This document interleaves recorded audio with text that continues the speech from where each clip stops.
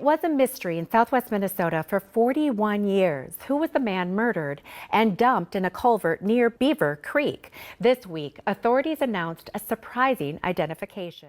In March of 1981, a Department of Transportation worker in Beaver Creek Township, Minnesota, made a shocking discovery while clearing out some concrete culverts near Interstate 90 off Highway 23.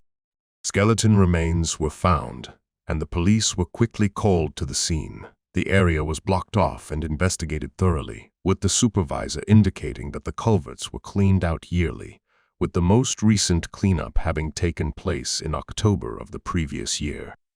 Hi, and welcome back to Mysterious Cases 7. If you are new here, please consider subscribing, as it helps us motivate to create more intriguing content for you. Let's have a look at the two John Doe cases finally solved in 2022.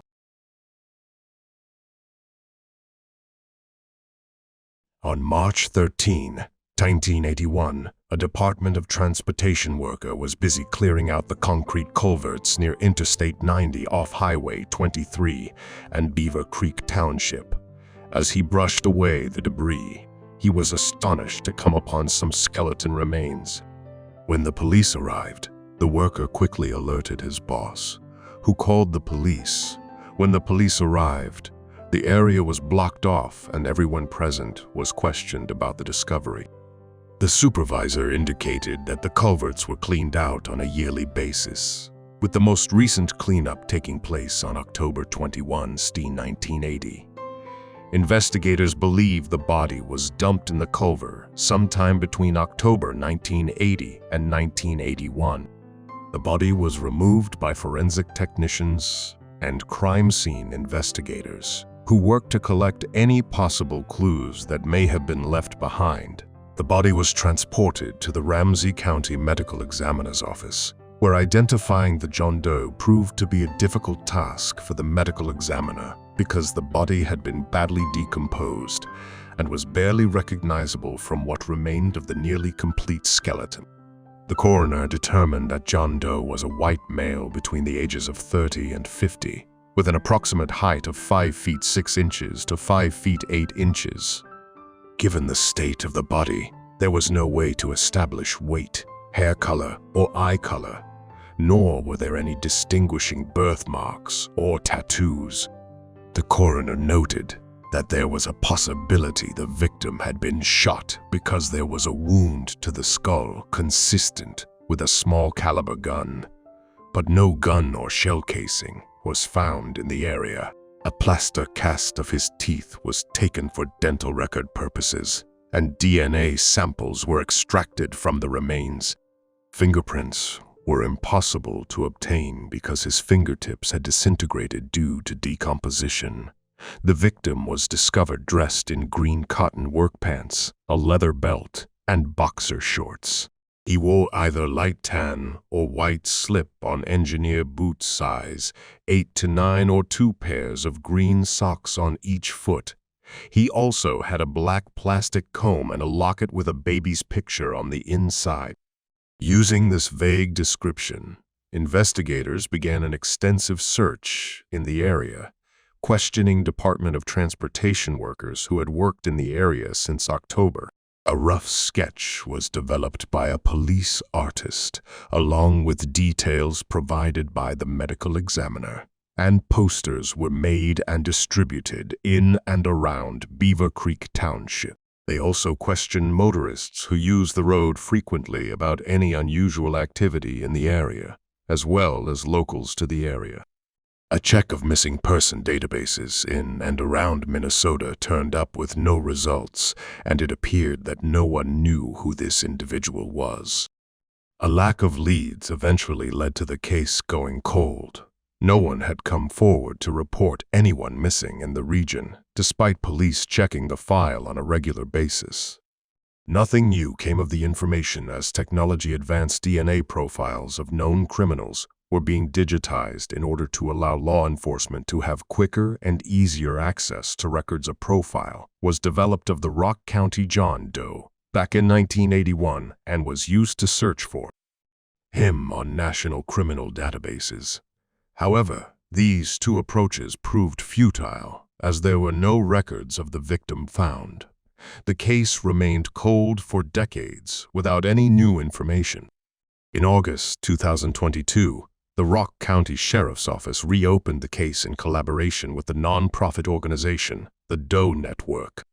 In the Rock County John Doe case, they created a digital composite sketch using autopsy photographs of John Doe, which was uploaded to their website and other missing person databases. The next challenge was to generate enough cash to pay for DNA testing. Through community activities and fundraisers, the Sheriff's Office was able to meet its goal and pay for all of the tests required to complete the mission. Volunteers from the Doe Network used DNA samples provided by the Sheriff's Office to begin tracing familial links. After months of combing through thousands of family trees, they discovered a familial mat near Omaha, Nebraska. The team then made contact with the woman, who stated that she had no relatives who had lived in Rock County or had gone missing, but was eager to meet with them after being contacted. Agents from the Minnesota Bureau of Criminal Apprehension and investigators from the Rock County Sheriff's Office officials traveled to Omaha in early November 2022. In Omaha, investigators met with members of the Gattiano family and the woman who was the closest match to John Doe's profile.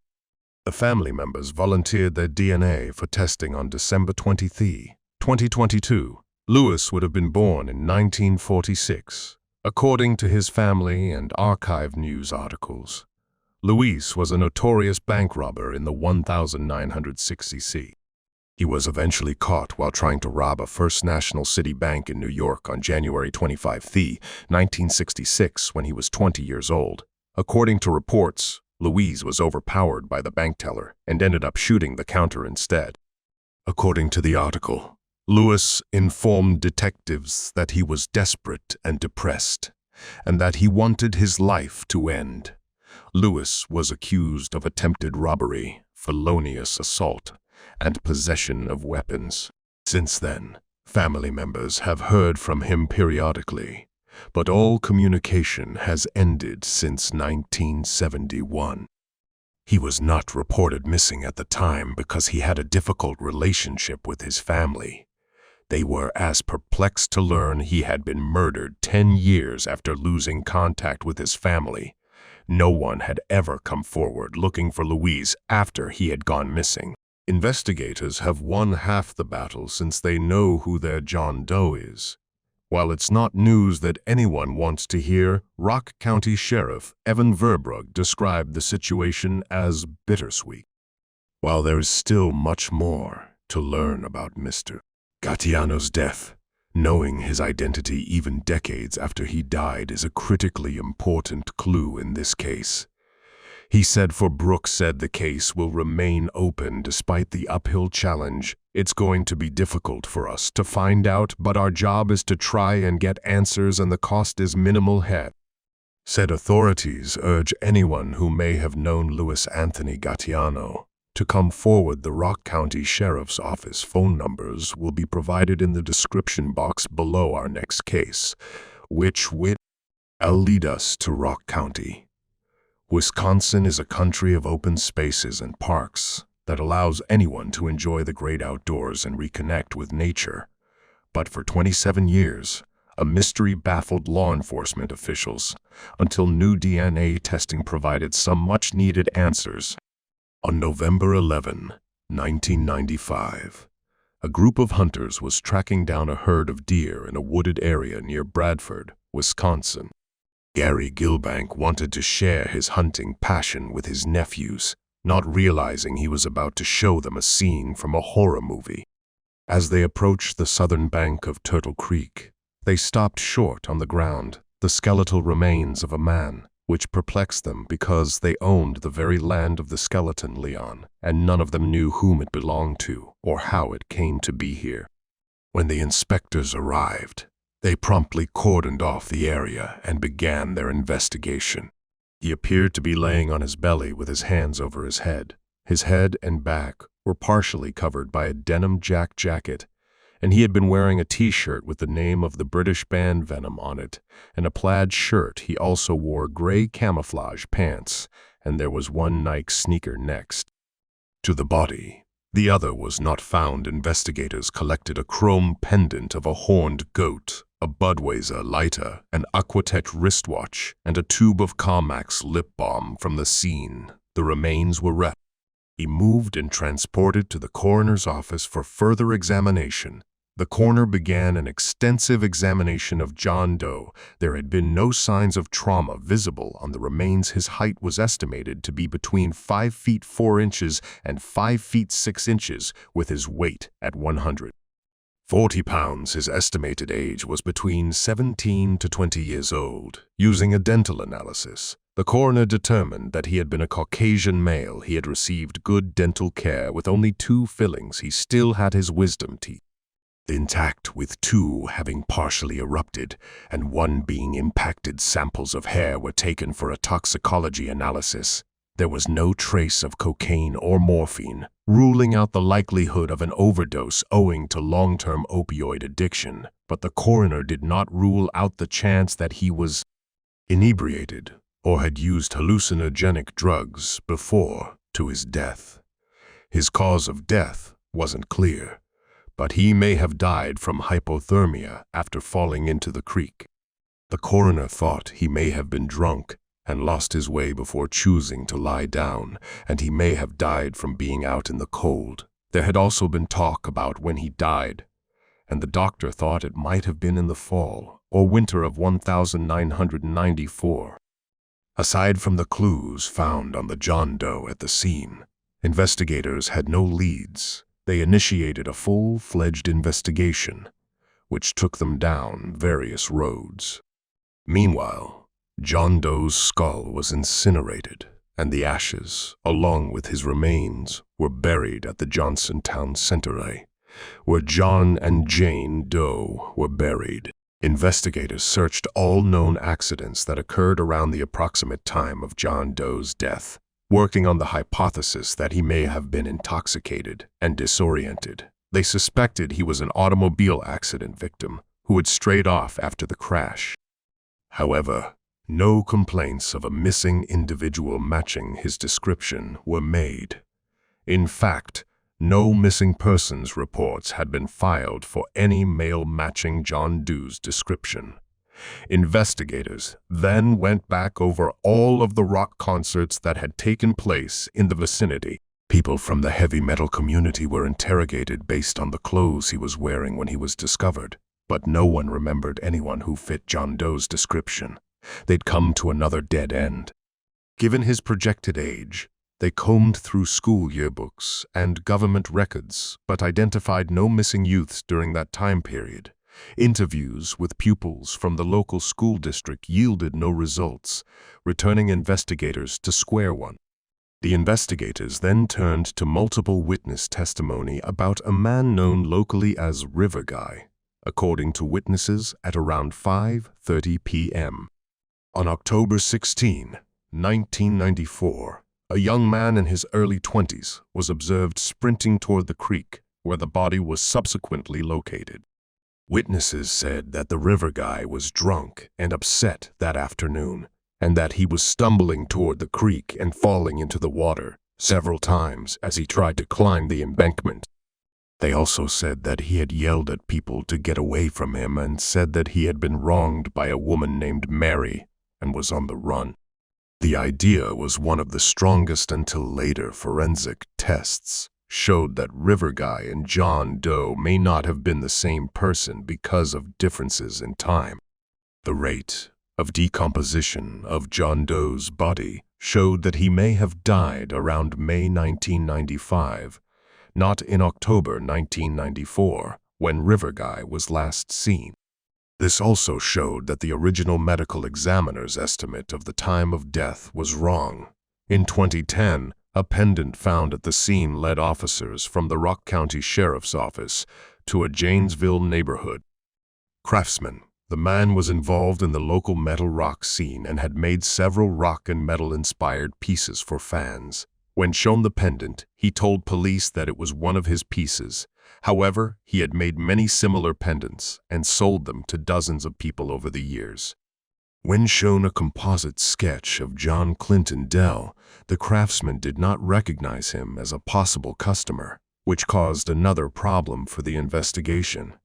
Forensic anthropology has used isotopic analysis to find out where unidentified human remains came from by looking at bone tissue.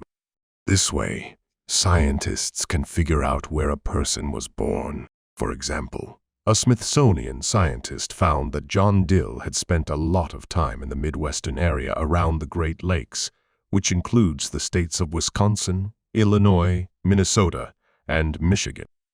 This information helped investigators narrow down the search area. Once they knew where John Doe could have been born, they went back to the drawing board in 2016 and reworked the composite sketches made by the Rock County Sheriff's Department and the FBI in 2013 and 2014, respectively.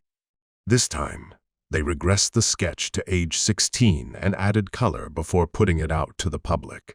Private investigator Jack Fries said that the department was still working on the case. The whole point of this is to get people to think about what they were doing in the early 1990s, and if they had anything to do with this guy. He said that their attempts had failed, but that agents would not give up so easily for the next 2 years.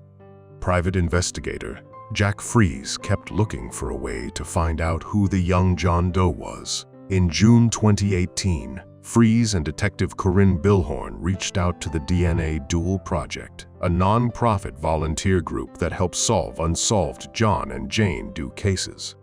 Using the DNA extracted and saved from the original autopsy, the team set out to find the identity of the John Doe in partnership with the National Center for Missing and Exploited Children. Using the Ancestry website GED Match, the research team was able to find possible relatives of John Clinton Doe in February 2019. They had a good idea of who he was, but they needed to be sure. For the next 3 years, they worked with the University of North Texas to track down John Doe's relatives. When they talked to the relatives, they found out that 2 of the volunteers were actually John Doe. Carl was born in Delavan, Wisconsin, on April 30, 1994. His parents got a split when he was young, and it seemed like he never got over it. Carl was 17 years old when he enrolled at an alternative high school for Badger, Delavan, Darien, and Elkhorn area high school students in 1991. Carl had developed a drug addiction. He had also joined a gang of buddies who planned a criminal spree that resulted in property destruction and many burglaries. He was sentenced to 5 years in jail in March 1994 for burglary and vandalism of golf carts at the Delbrook Golf Course in Delavan. Carl was sent to 3 different prisons between April 1992 and the fall of 1993, eventually landing at the Oak Hill Correctional Institute in Oregon, Wisconsin. He had been freed to attend a substance addiction recovery program at a halfway house in Madison while incarcerated. He was also periodically permitted to visit his mother, who was under house arrest. Carl occasionally served as an informant for authorities in drug-related instances. He was on one of his home arrest visits in April 1995. He abruptly vanished on April 16, 1995. He was never seen or heard from again. Carl was promptly arrested by a county judge for violating his probation, which had been renewed annually until April 2018. Isaacs was missing during the time he was missing. In this case, Carl's parents were divorced, and he was kind of living with his mom. Jack Fries thought that something made Carl break the rules of his probation and leave his house during the press conference on June 14, 2022, where the name of Carl Isaacs Jr. was revealed. Rock County Sheriff Troy Nunson expressed his sadness about having to talk about the untimely death of a young person in their community. But he also stated that he was glad to bring a little bit of closure to the person's identity. He refused to answer any questions regarding the reason why the victim's family never reported him missing or provide any details about them. Nonetheless, he did mention that the family had been preparing for the news since the DNA matches and the investigation. Nunson also said that the investigation took a long time, but that technological advances helped make the identification possible, he thinks, and credits Jack Freeze, a former employee of the Rock County Coroner's Office who helped on the case for free. He also thinks the DNA Doe project, which gave police a breakthrough in the case, helped identify Carl Isaacs. Nick Gilbank, who found Carl's body, still remembers the day he found Carl's body. He expressed that he was glad that the body of John Doe had finally been found and that it gave him some kind of peace. What do you think of this case? Let us know in the comments section below.